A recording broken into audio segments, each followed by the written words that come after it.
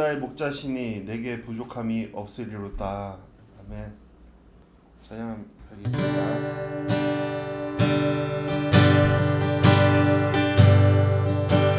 주의 아름다움은 말로다 영원할 수 없고 주님의 그 놀라우심은 다 표현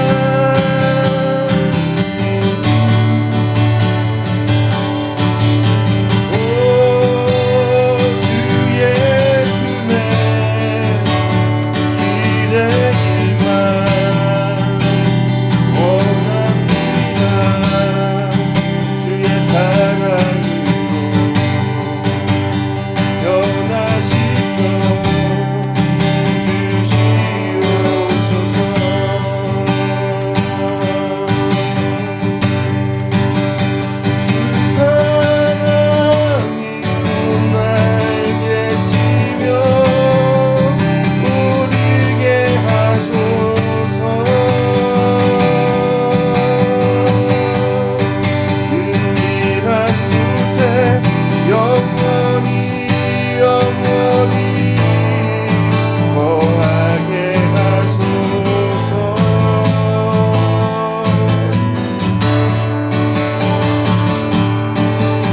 오 주의 사랑 부끄러워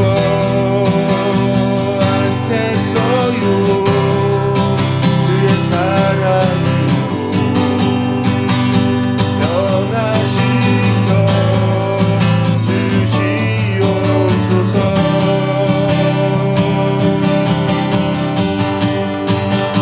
주 사랑으로 날개치며 오르게 하소서. 은밀한 곳에 영원히 영원히 거하게 하소서.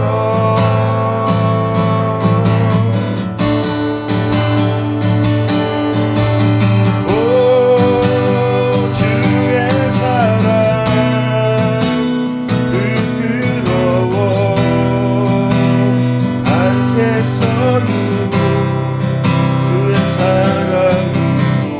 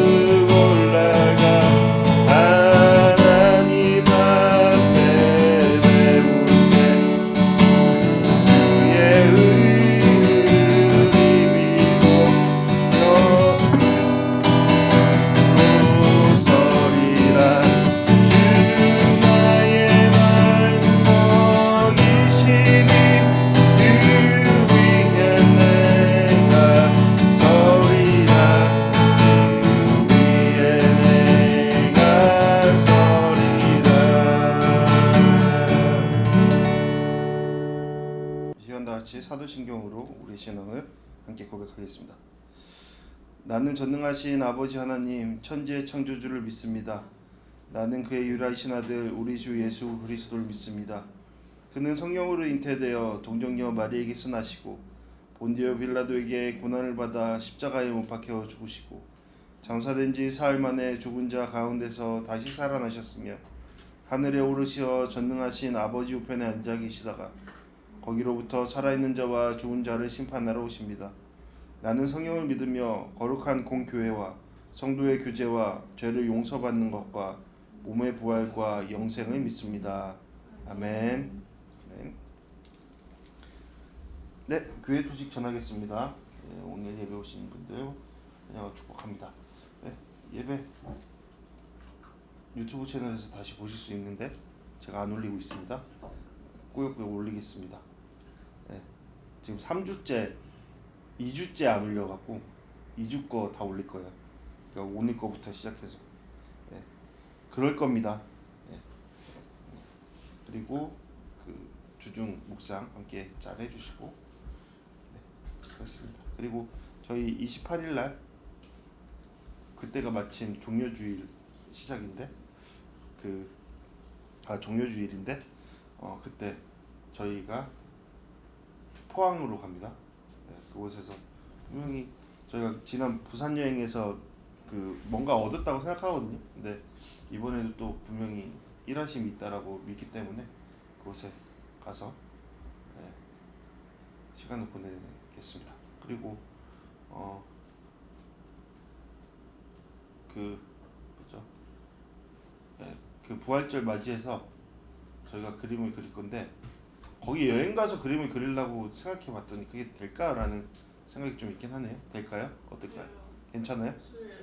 수업 마치고 준비해서 네, 주일 예배 때 주일 오전에 이렇게 살짝 그리면 될 것 같은데 시간이 좀 있으면 그래서 은지 청년도 같이 있고 그럴 때 하면 될 것 같아서 네? 네, 네.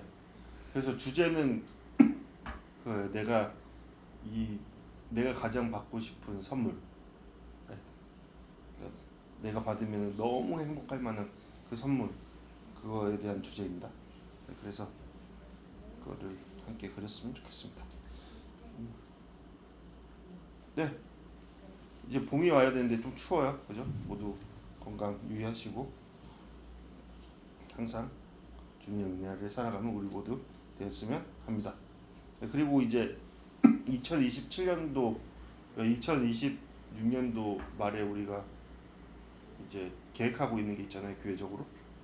네, 그 계획을 위해서 함께 했으면 좋겠어요. 생각나실 때마다 함께 기도하고 나아갔으면 좋겠습니다. 분명히 우리 교회 그리고 우리 각자에게 분명히 큰 일이라고 생각하거든요. 그래서 그 일 가운데 함께 해달라고 함께 기도했으면 좋겠습니다.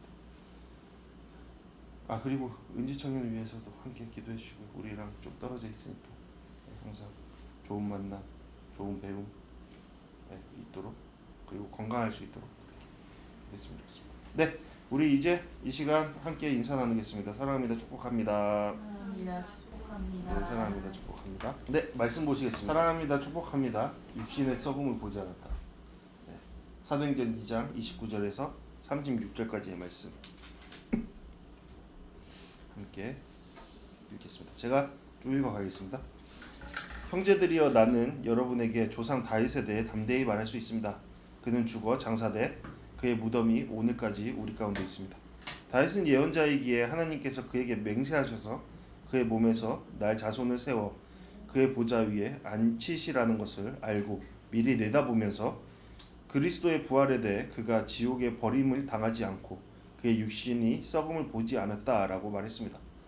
이 예수를 하나님께서 살리셨습니다. 이 일에 대해 우리 모두가 증인들입니다.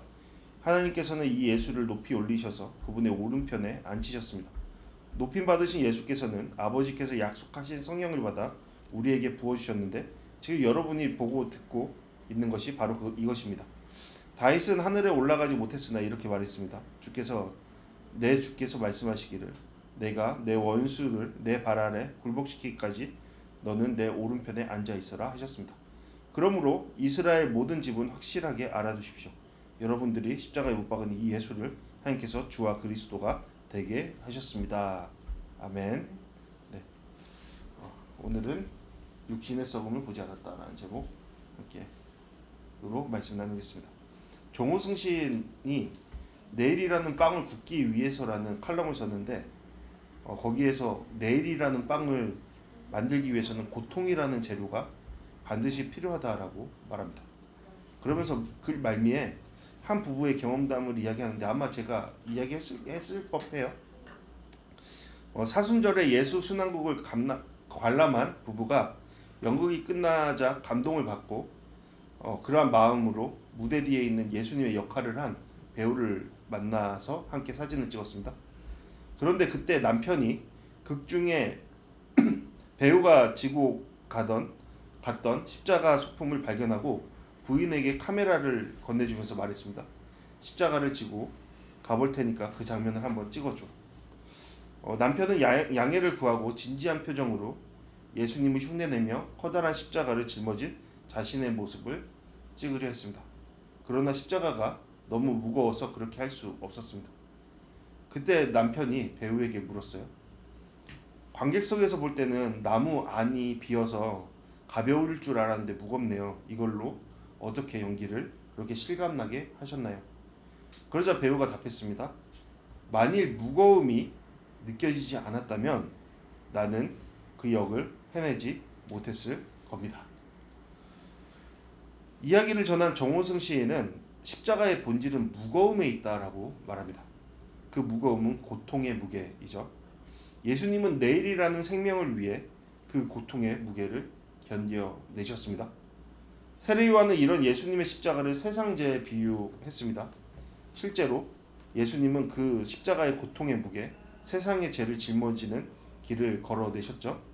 그리고 예수님은 자신을 따르는 자들 또한 자기 입안에 십자가를 지고 따라야 한다라고 말씀하십니다. 여기서 주목할 것은 어느 누구도 빠짐없이 그 길을 걷기를 원하는 자들은 누구든지 그래야 한다라는 겁니다. 누구든지요. 어느 누구도 예외가 없다라는 것이죠. 그런데 이러한 길을 따르려는 자에게 조건이 있죠. 그것은 자기를 부인하고라는 조건입니다. 이 말은 한마디로 통제권이 너에게 없다라는 겁니다. 이 말은 어떤 이에게는 분노를, 어떤 이에게는 큰 위로를 주죠. 자신이 이 세상의 주인이고 자신의 이름을 높이는 것이 이 세상의 존재의 이유라 말하는 사람에게는 분노가 됩니다. 반면에 하나님이 세상의 주인이시고 하나님을 높이는 것이 존재의 이유라고 고백하는 자에게는 큰 위로가 됩니다. 왜 그렇죠? 이 길을 걸어가는 능력이 그 길을 걸어가는 자에게 있지 않기 때문입니다. 그의 의지나 노력에 의해서 이 길을 걸어갈 수 있는 것이 아니기 때문이죠. 우리는 그래서 그리스도인의 삶, 곧 이러한 삶을 은혜의 삶이라고 말하죠. 하나님의 능력이 우리를 그리스도인으로 만드시고 하나님의 은혜가 우리를 그리스도인으로 살아나게 하는 것이죠. 그것을 믿기 때문에 우리는 큰 위로를 얻는 겁니다. 왜요? 이 길을 걷는 자에게 특별한 것이 있는데 자신의 무능을 인정하는 특별함이 있기 때문이죠. 여러분, 그렇다면 우리는 어떻죠? 이러한 삶을 잘 살아내고 있습니까? 나를 부인하고 나에게 주어진 십자가가 무엇인지 알고 그것을 짊어지고 고통의 무게를 짊어지고 나아가고 있습니까? 영화 몬테크리스토 백작의 주인공 당테스는 가장 친한 친구에게 배신을 당합니다. 그래서 이푸스 섬에 있는 감옥에 갇히게 됩니다. 거기서 동료 수감자를 만나게 되는데 그는 파리아 신부라는 사람이었습니다. 그리고 그와 함께 뜻밖의 우정을 키워갑니다. 당테스는 신부를 좋아했지만 신부가 믿는 예수님, 그의 신앙에는 큰 반감을 갖습니다. 하나님이 살아계신다면 자신과 같이 억울한 삶을 이를 허락할 일이 없다라고 그는 굳게 믿었기 때문이죠. 그러던 어느 날 파리아 신부는 마지막 숨을 거두게 됩니다. 그러면서 신부는 당테스에게 하나님이 원수 갚는 것이 내게 있으니, 그러니까 원수 갚는 것은 하나님께 있으니 라는 말을 전하면서 이제 더 이상 친구에 대한 원한과 미움을 버리고 용서하라고 했습니다. 복수를 위해 더 이상 보물을 사용하지 말라라고 당부했습니다. 그러나 당테스는 말했습니다. 나는 하나님을 믿지 않습니다. 그때 신부는 이런 말을 남깁니다. 그건 중요하지 않네. 하나님이 자네를 믿으시니까. 하나님이 당신을 믿으신다. 이 말은 하나님이 당신을 포기하지 않으신다와 같은 의미일 겁니다.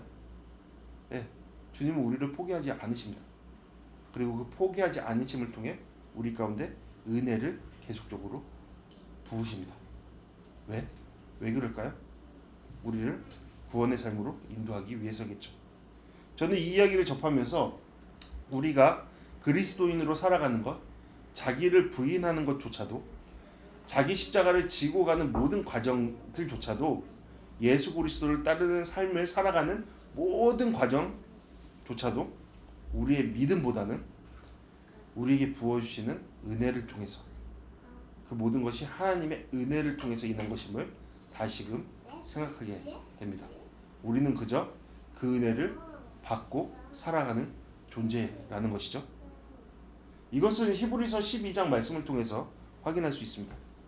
예수님이 바로 그러한 은혜의 삶을 살아내셨거든요. 예수님은 하나님을 믿었습니다. 그러므로 하나님의 뜻에 온전히 죽기까지 순종하셨습니다. 하나님의 뜻은 예수 그리스도를 믿는 모든 자들의 구원의 생명의 길을 여시는 것이었습니다. 이를 위해서 주님은 그 고통의 십자가를 짊어지시고 나아가셨습니다. 내일의 빵을 위해 그 고통을 견디신 것이죠. 그분의 고통 뒤에 있을 구원의 소망을 바라보셨기 때문입니다. 그러므로 자기 앞에 놓인 순종의 기쁨, 구원의 열매를 위해 부끄러움도 개의치 않으시고 인내하셨습니다. 그리고 결국 주님의 때에 그 일을 완전히 성취하셨습니다. 성경은 바로 이런 주님을 기억하라고 선포하고 있습니다. 그러함으로 우리 또한 그분의 인내를 배우라고 말하고 있습니다. 우리를 포기하지 않으신 그러한 주님의 능력에 힘입어서 우리에게 주어진 삶의 무게를 기꺼이 감당해 나가라고 말씀하십니다. 그럴 때 우리 또한 우리에게 주어진 각자의 십자가의 참다운 완성을 보게 될 것이다. 예수 그리스도와 같이 그러한 성취를 맛보게 될 것이다 라고 말씀해 주십니다. 네. 여러분, 이 말씀이 우리 가운데 어떻게 다가오고 있나요? 뭔가 뜨거움을 주고 있습니까? 우리는 계속된 말씀을 통해서 생명을 낳으신 예수님을 보게 되죠. 예수님의 소망은 분명하게 이루어졌습니다. 그죠? 우리가 그걸 확인하고 있습니다. 바로 예수님의 부활과 그로 인한 오순절 성령 강림의 역사가 그것을 반증하고 있습니다. 그리고 이 놀라운 구원의 이야기 한복판에 서 있는 베드로가 가장 앞장서서 담대히 이 사실에 대해서 증언하고 있습니다. 우리는 계속 그것을 보고 있죠. 베드로의 선포는 단순히 그의 체험이나 지적 능력에 따른 것이 아니었습니다. 앞서서 베드로 자신이 요엘서 2장의 말씀을 통해서 이 놀라운 사건이 하나님의 정하신 때에 이루어진 사건이라는 것을 선포한 것과 같이 그 또한 이 사건의 수혜자가 되어서, 은혜의 수혜자가 되어서 쏟아 부으시는 성령의 능력에 힘입어서 이 말을 하고 있는 것입니다. 그의 안에 자리하신 성령님은 그의 입술을 통해서 하나님의 놀라운 일을 선포하고 계신 것이죠. 그런데 여러분, 앞서서 누구든지라는 것을 기억해 보십시오. 그리고 이 누구든지가 바로 이 현장에서 그대로 적용되어 있음을 우리는 확인하게 됩니다. 지난 시간에 살펴본 것과 같이, 그죠? 지난주에 살펴본 것과 같이 이 능력은 베드로만의 특별한 것이 아니었죠.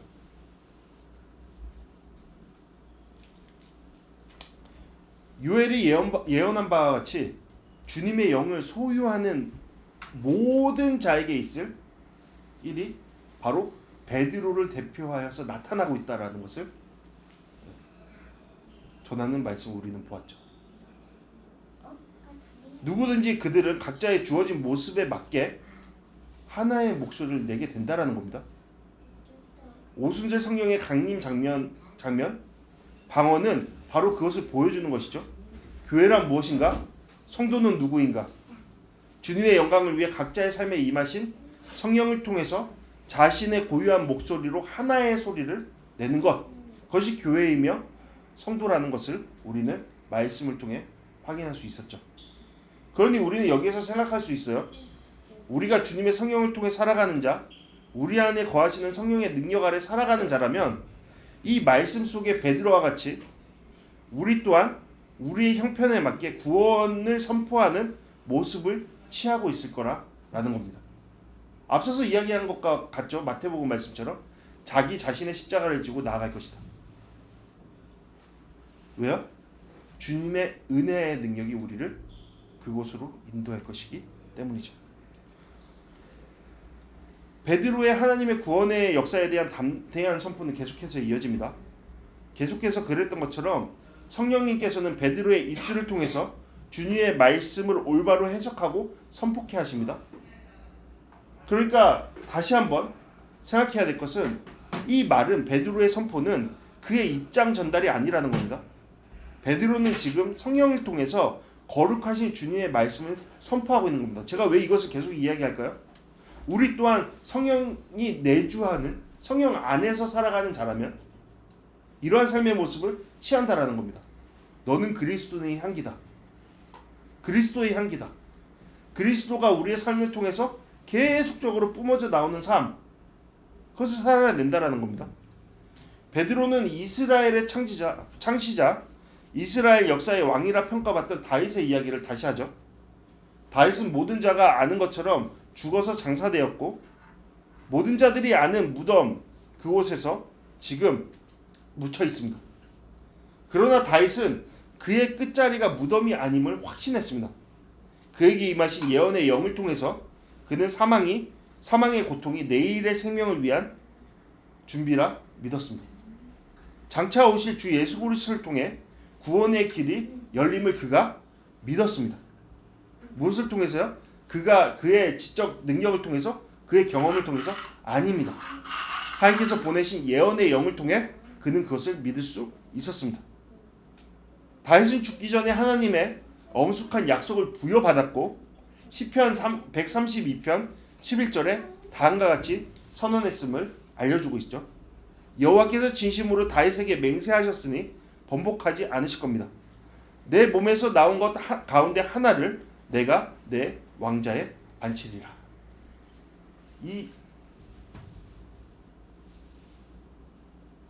왕자에 앉히리라. 그 대상이 누구죠? 주 예수 그리스도. 이것은 장차 오실 진정한 세상의 왕이신 예수 그리스도 예언한 말씀이죠. 이렇듯 다윗은 그의 죽음 너머의 소망을 바라보며 생을 마감했습니다. 지옥의 버림을 당하지 않으시고 육신의 썩음을 보지 않으실 예수 그리스도, 그분을 바라본 것이죠.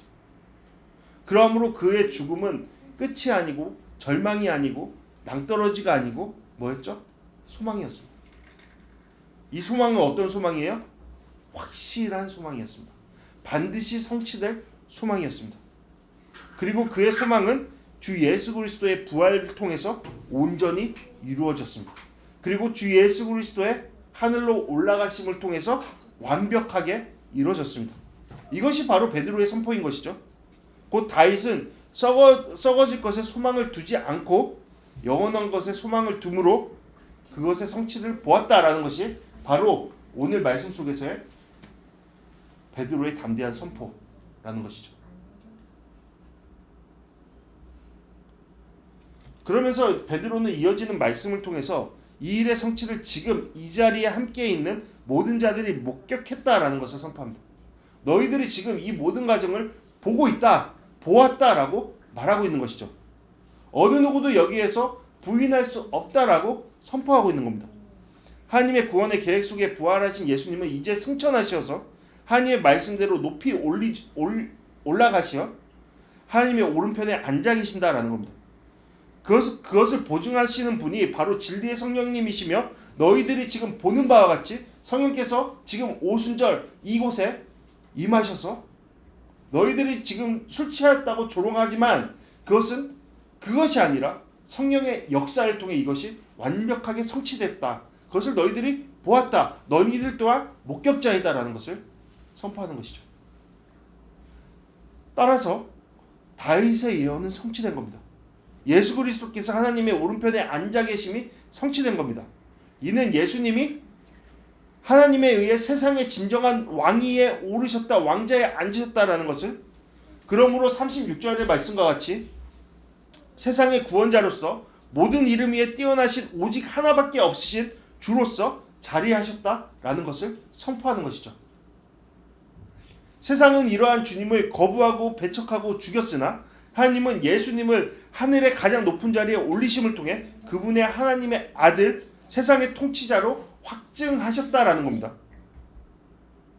그러니 뭐라는 거예요? 계속 베드로는 이러한 예수 그리스도를 믿는 믿음으로 구원을 받아야 한다. 더 이상 썩어질 것이 아닌 썩지 않으실 주님, 주 예수 그리스도를 통해 구원의 자리로 나와야 한다.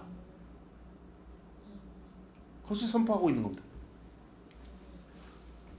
누구든지 주의 이름을 부르는 사람은 구원을 얻을 것이다. 이것을 다시 한번 이러한 예를 통해서 선포하고 있는 것이죠. 자, 그렇다면 다시 한번 우리 가운데 질문해 봅니다. 누구든지, 우리는 누구든지입니까? 이것에 포함되어 있는 자들입니까? 우리는 주의 이름을 부름으로 구원을 얻었다라는 확신을 갖고 살아가는 존재들입니까? 그렇다면 지난주에 말씀을 다시 한번 생각해 봐야 할 겁니다.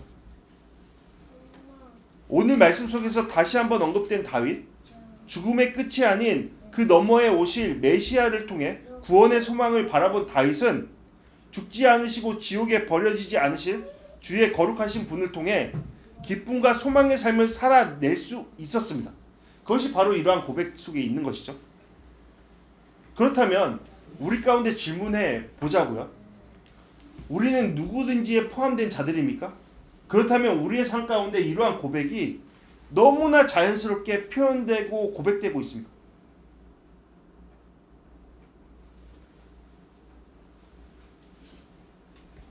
이러한 고백의 삶을 살기 위해서는 우리가 주님을 소망함으로 우리 안에 오신 능력의 주, 진리의 성령을 통한 삶을 살아갈 때 가능한 것이죠. 곧 썩어질 것이 아니라 영혼을 바라보는 믿음, 우리를 진정한 자유로 기쁨으로 살아가게 할 능력, 그것을 소유한 자의 삶의 모습이 바로 이것이라는 겁니다.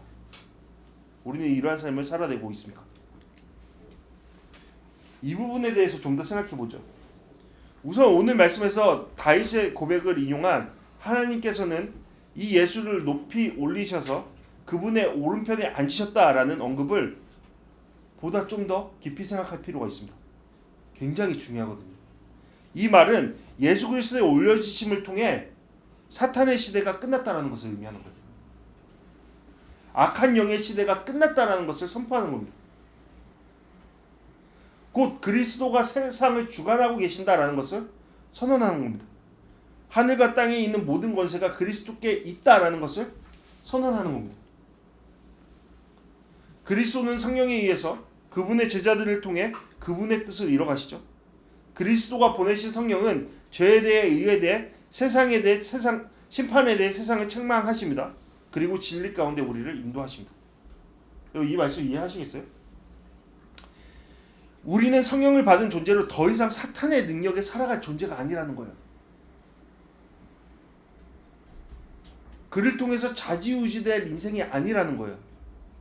사탄은 이전에 분명 세상의 통치자였습니다.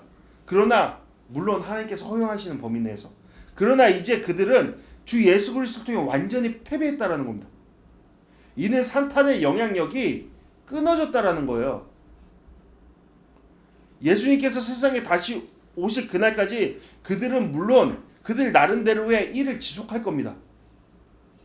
하지만 그것은 별로 그렇게 큰 영향력이 없다라는 겁니다. 왜요? 그들의 영향력은 하나님의 완전하신 통치 아래 놓여 있기 때문이죠. 우리가 더 이상 그들의 힘에 끌려다니거나 농락당할 자리에 있지 않다라는 것을 말하는 것이죠. 이 말은 또 다른 말로 이제 우리가 진정 세상의 통치자 대신 예수 그리스도의 인도하심을 통해 따라가는 삶을 살아가는 존재가 되었다라는 선언이에요. 이전에는 특별한 자들이 그러한 삶을 살았지만 이제는 누구든지 그러한 삶을 살아갈 은혜를 부음받을 시간이 되었다. 누구를 통해서? 하나님의 우편에 앉아 계신 주 예수 그리스도를 통해서.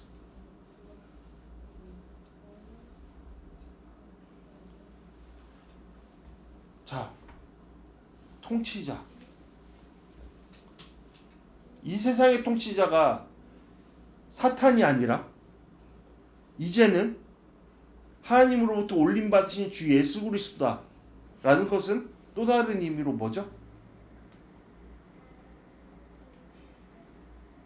그분을 따르는 자들에게 있는 통제권은 어디에 있다? 따르는 자들에게 있다? 알죠? 따르는 대상에게 있다는 것이죠.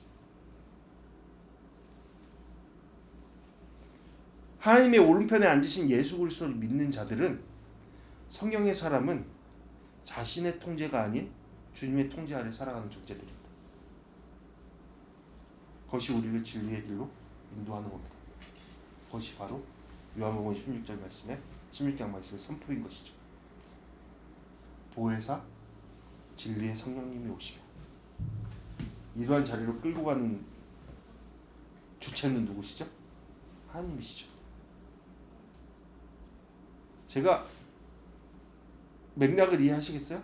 설교 처음부터 쭉 갖고 가고 있는 그러한 말씀의 요지를. 여러분, 우리 그리스도인은 어떤 자라고 얘기하죠? 그리스도인이라는 뜻이 뭐예요? 그리스도인. 그리스도인은 문자적으로 작은 그리스도를 의미해요. 너무 멋진 말이죠. 작은 그리스도가 그리스도인이에요. 사실 이 말은요, 믿지 않는 자들이 그리스도의 길을 따르는 사람들을 조롱하기 위해 처음으로 사용한 말이에요. 하지만 시간이 지나면서 이것은 그리스도의 본을 따르는 자들, 그러기로 헌신한 자들을 지칭하기 위해 사용되었습니다. 그리스도인, 작은 그리스도. 따라서 그리스도인은 그 정체성이 뭐예요? 기대하는 바가 뭐예요? 예수 그리스도의 삶을 따르는 존재들입니다. 자, 예수 그리스도는 누구를 따르셨나요? 예수 그리스도의 모습은 어떠한 모습이었나요? 말씀을 통해서 확인하십시오. 내가 하늘에서 내려온 것은 내 뜻이 아니라 누구를요? 나를 보내신 하나님의 뜻을 이루기 위해서다. 나를 보내신 분의 뜻은 그분이 내게 주신 모든 사람 중, 여기에서 잘 생각해야 돼요. 내게 주신 모든 사람 중, 내게 주신 모든 사람 중, 이것이 앞서 말했던 누구든지에 포함되는 말과 이 꼴입니다. 내게 주신 모든 사람 중 한 사람도 잃지 않고 마지막 날에 그들을 살리는 것이다. 이것이 하나님 아버지의 뜻이고 예수인 내가 이 땅 가운데 온 이유다. 내 아버지의 뜻은 아들을 보고 믿는 사람마다 영생을 얻게 하는 것이니 내가 마지막 날에 그들을 다시 살릴 것이다. 자, 예수 그리스도의 삶의 주제가 뭐예요? 예수님은 누구를 따라요? 나를 보내신 분 하나님을 따르고 계시죠. 그렇다면 그리스도인, 작은 그리스도는 누구를 따라야 돼요? 우리를 부르시는 예수 그리스도를 따라야 되죠. 그러면 이게 이꼴 계속 이어져서 어떻게 되는 거예요? 우리가 따라야 될 삶의 모범은 예수 그리스도시고 우리를 이끌어야 될 분은 누구시다? 하나님이시다. 성령님이시다. 이것이 바로 그리스도인의 삶이라는 겁니다. 다윗은 그러한 삶으로 나아갔고 그러한 것에 소망을 품고 예수 그리스도 또한 그것을 완전하게 성취하셨고 우리도 그러한 길로 나아가야 된다는 것이죠. 어떻게 해요? 바람이 불고 싶은 대로 부는 것처럼 성령으로 거듭난 자들 그리스도인들은 자신들에게 통제권이 있음을 포기하고 바람의 길로 따라간다는 겁니다. 굉장히 어려운 부분이죠, 그죠? 하지만 예수 그리스도를 믿는 자들, 썩지 않는 것을 바라보는 자들에게는 이것보다 큰 기쁨, 평안이 없다라는 것이죠. 예수님도 그러한 삶을 살아계십니다. 따라서 자신이 그리스도인이라는 분명한 정체성을 가진 다윗은 이렇게 고백했어요. 하나님으로부터 살아간다는 거. 자신의 통제권을 완전히 버린다는 거. 그것이 진정한 생명의 길이요 자유의 길이라는 것을 고백하는 거예요. 쭉 읽어보세요. 이제는 우리가 아무도 육체에 따라 알려고 하지 않습니다. 전에는 우리가 그리스도를 육체에 따라 알았으나 이제는 더 이상 그렇지 않습니다. 그러므로 누구든지 그리스도 안에 있으면 새로운 피조물입니다. 옛것은 지나갔으니 보십시오. 새 것이 됐습니다. 모든 것이 하나님께로부터 왔습니다. 하나님은 그리스도를 통해서 우리를 그분과 화목하게 하시고 또한 우리에게 화목하게 하는 직분을 맡겨주셨습니다. 이러한 삶의 방향으로 나는 나아갑니다. 그런 고백이죠. 여기에 바울의 자기 주장이 있습니까? 모든 통제권을 주님께 올려드립니다. 라는 고백인 것이죠. 자, 그렇다면 또 질문하는 거예요. 우리는 누구든지 안에 포함되어 있는 자들입니까? 우리는 그리스도인입니까? 우리는 우리의 권리를 포기했습니까? 내가 내 인생의 모든 유혹, 인간관계, 욕구에 대한 통제권을 내려놨습니까? 그것을 통해 하나님께 올려드렸습니까?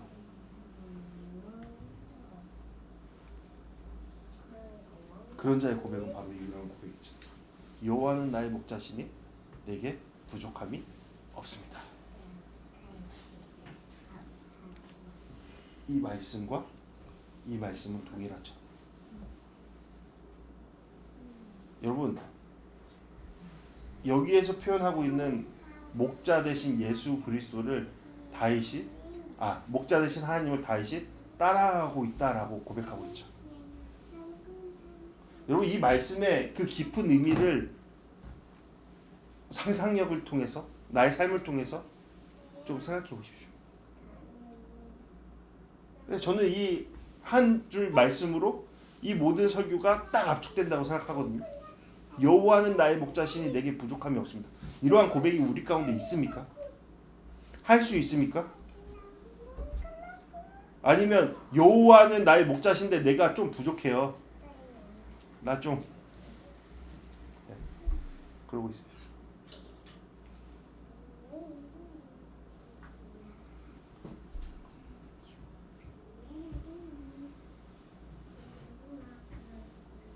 이러한 고백을 하는 사람들은 어떠한 삶을 살아낼까요?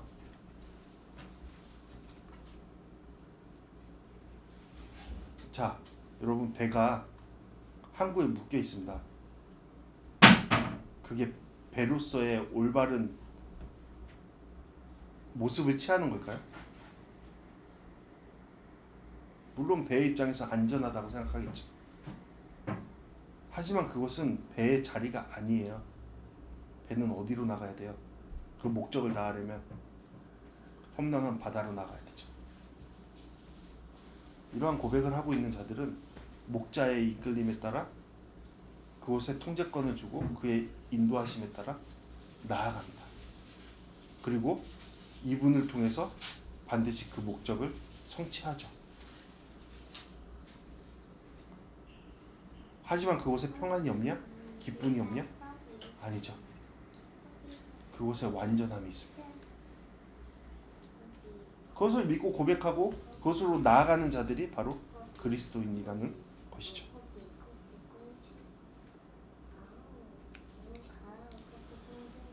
바울이 이러한 고백을 해요. 우리는 다 벗은 얼굴로 주의 영광을 바라보는 가운데. 바라본다? 근데 무엇을 바라본다?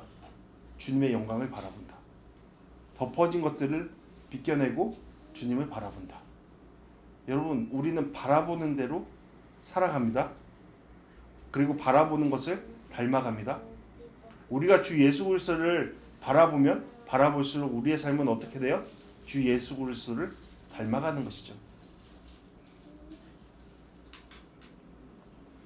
이 말을 시편 말씀으로는 여호와의 아름다움을 바라보고라는 것과 같습니다. 여러분, 여호와의 아름다움을 바라보는 자들, 예수 그리스도를 바라보는 자들은 어떠한 삶으로 나아갈까요? 예수 그리스도의 가신 그 삶, 하나님의 말씀에 순종하는 삶으로 나아가죠.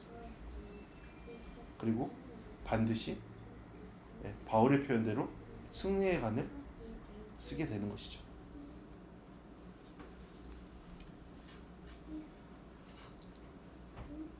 여기에서 예수님을 닮아간다라는 것은 추상적인 게 아니에요. 허무맹랑한 게 아니에요. 허무맹랑한 무엇을 이야기하는 게 아니에요. 실제적인 겁니다. 예수님은 오직 하나님을 바라보는 삶을 살아내셨죠.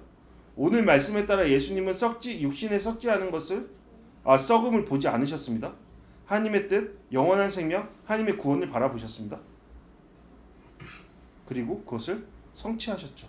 그것이 바로 우리가 사도행전에서 계속적으로 보고 있는 그런 말씀의 내용입니다.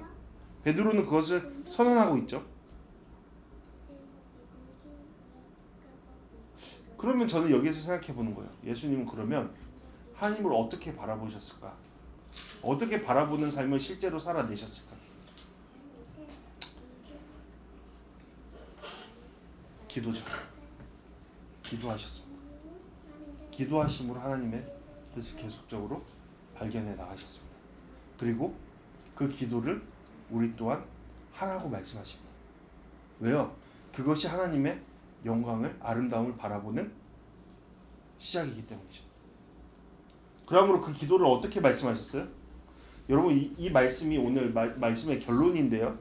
이것이 우리가 그리스도인이라면, 그리스도인으로 살아내려면 반드시 필수적인 것이다 라고 저는 믿습니다. 기도요. 어떻게 기도하라고 말씀하셨어요? 너희는 아버지께서 너희가 구하기도 전에 무엇이 필요한지 아시는 분이다라는 것을 확신하는 마음을 먼저 가져라.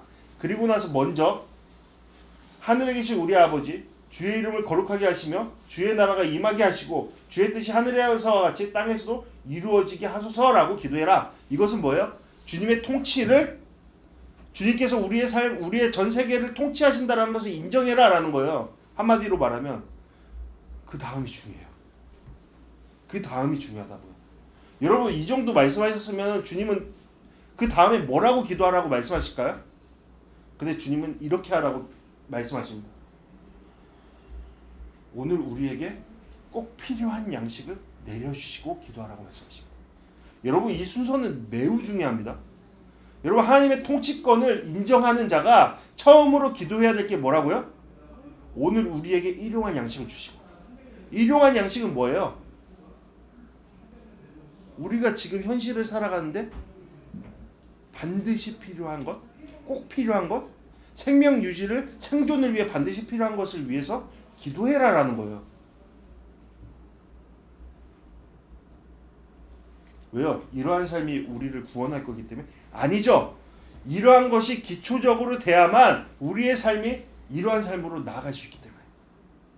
여러분, 이것을 위해 기도하고 계십니까?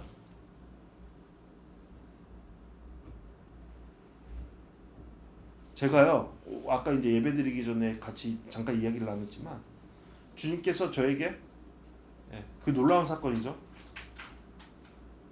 특별한 사건이죠. 저희 개인에게는.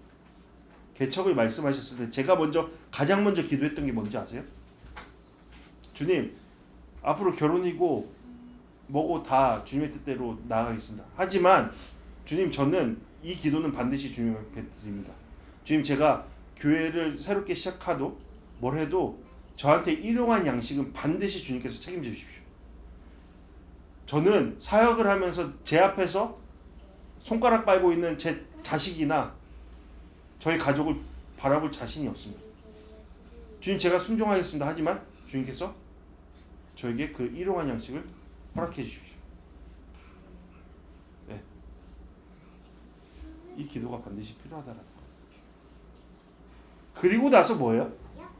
이 기도와 함께 동시에 계속적으로 이루어져야 할 게 우리의 삶의 과정 속에서의 관계들, 인간관계들, 그리고 우리의 영적인 상태에 대해서 계속적으로 기도해야 된다는 거예요. 이것이 바로 하나님의 얼굴을 바라보는 자의 모습이고 삶의 방식이고 삶의 태도여야 한다는 거예요. 자, 오늘 말씀 마무리합니다. 여러분, 우리는 썩지 아니할 것을 바라보고 있습니까? 구원을 바라보는 삶을 살아가고 있습니까?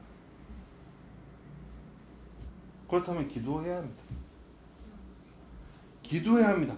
그것을 바라보고 살아가는 삶을 위해서 우리를 지탱해 줄 우리의 일용할 양식을 위해 기도해야 하고, 우리가 그 과정 속에서 만나게 될 많은 사람들과의 온전한 관계를 위해서 기도해야 하고, 그 과정 속에서 우리의 영적인 상태에 대해서 반드시 기도해야 합니다.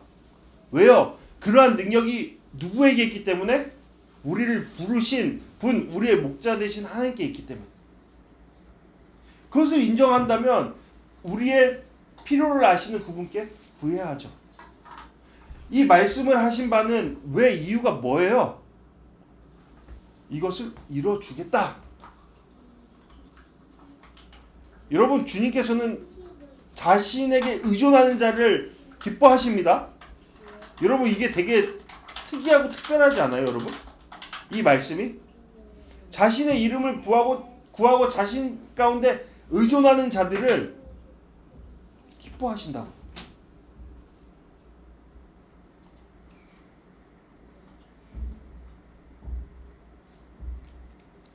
기도하라는 거예요. 구하라는 거예요. 그리고 살아내라는 거예요. 주님이 함께 하신다. 지키신다. 보호하신다. 모든 과정 속에서. 그리고 너희를 반드시 선한 길로, 영원한 길로 인도하실 것이다.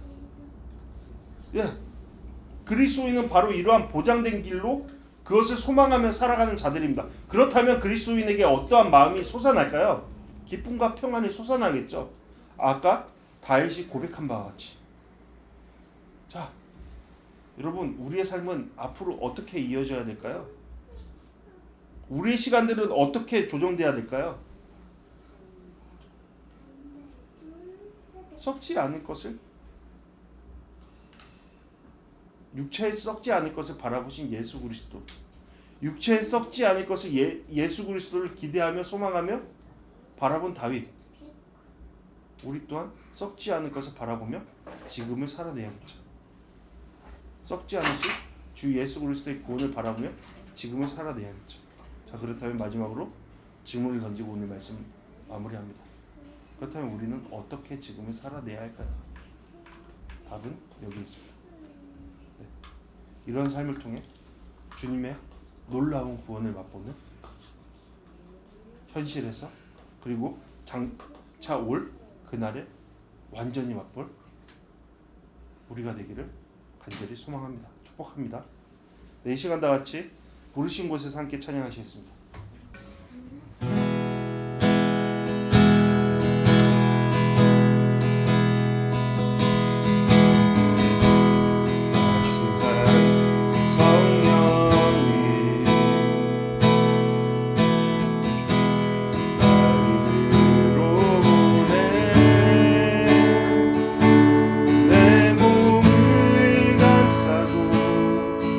주어지는 평안한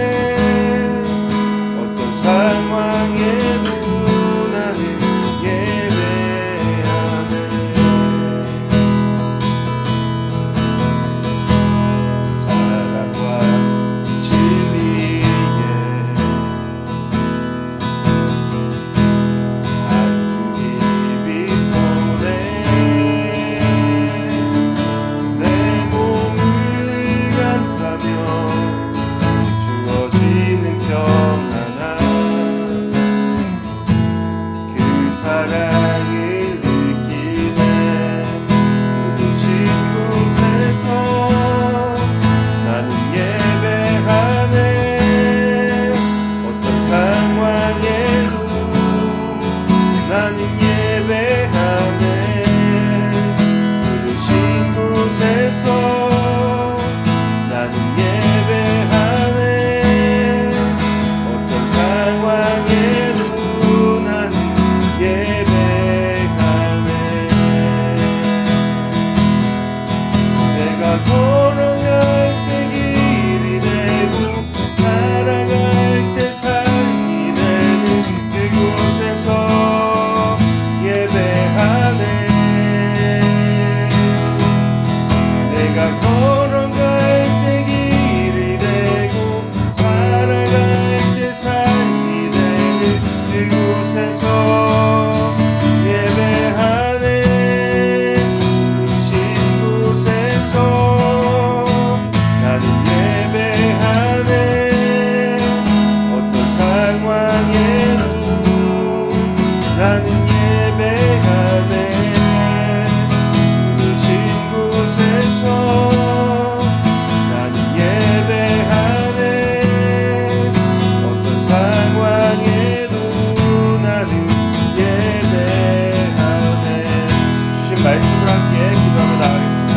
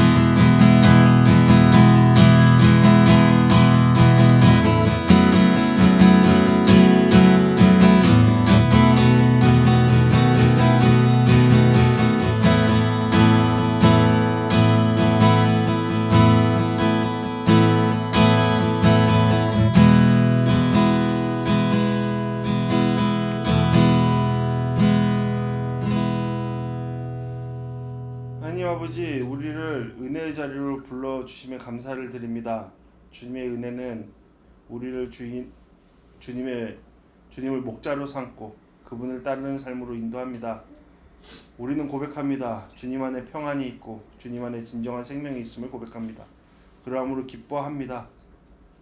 그러함으로 감사합니다. 그러함으로 주님의 생명을 누립니다. 주님, 이러한 축복을 누리는 삶으로 인도하신 주님을 찬양하며 나아갑니다. 주님, 우리가 더욱 한 걸음 더 한 걸음 더 주님을 닮아가는 삶으로 나아갈 수 있도록 주님 함께 하시옵소서. 또한 주님의 얼굴을 구하며 삶의 모든 것들을 주님 앞에 의존할 때 그 가운데 우리의 반드시 필요한 것들을 채워주시고 그 필요를 통해 또다시 주님의 영광을 올려드리는 삶으로 나아갈 수 있도록 주님 우리의 삶을 주장하시옵소서. 주님, 멀리 떨어져서 자신의 삶을 살아내고 있는 은지 청년을 위해 기도합니다. 은지 청년을 아끼시고 보호하시고 깊은 어둠 속에서 끌어내시어 이제는 자신의 삶을 살아내도록 인도하신 주님을 찬양합니다. 주, 이러한 과정이 힘들지라도 이 과정을 넉넉하게 이길 힘을 주님 부여해 주시고 그 만나는 자들 그리고 그곳에서 자신의 영적인 것들에 대해서 잘 살펴보고 더욱더 성장하는 그러한 은지 청년의 모습 될 수 있도록 주님 함께 하시옵소서. 또한 우리 들국교회 성도들 각자의 삶의 모습들 지켜봐 주시고 그 가운데 주님께서 손을 뻗으셔서 평안과 기쁨 허락하여 주시옵소서. 이제는 우리 주 예수 그리스도의 은혜와 아버지 하나님의 사랑하심과 성령 하나님의 감화함 충만하심이 이 자리에 모인 우리 가운데 함께 하시기를 간절히 축원하옵나이다. 아멘.